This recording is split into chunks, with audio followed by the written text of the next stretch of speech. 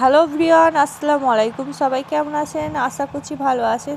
তো আজকে আপনাদের জন্য নিয়ে এসেছি একদম মেলার মতন ঘুগনি রেসিপিতে। চলুন রেসিপিটা শুরু করা যাক। সবার প্রথমে মটরগুলো কিন্তু আমি সারা রাত ভিজে রেখেছিলাম। তারপর এখানে আমি প্রেসার কুকারে সিদ্ধ করব। তো আপনারা চাইলে কিন্তু হাঁড়িতেও সিদ্ধ করতে পারেন। তো এখানে আমি তাতে কয়েক টুকরো আলু কুচি আর কালারের জন্য জাফরান দিয়েছি। তো এখানে আমি চাপিয়ে দিলাম গ্যাসে। তো এখানে হয়ে গেছে আমার সিদ্ধ করা। তো চলুন দেখি কত সুন্দর সিদ্ধ হয়েছে দেখুন। তো এখানে দেখুন কত সুন্দর সিদ্ধ হয়ে গেছে। তারপর এখানে দিয়ে দেবো কড়াইতে সরষের তেল পরিমাণ মতন, তাতে 1 চামচ জিরে ফোড়ন, পেঁয়াজ কুচি, টমেটো কুচি। তো একটু ভেজে আমরা দিয়ে দেবো আদা রসুনের পেস্ট।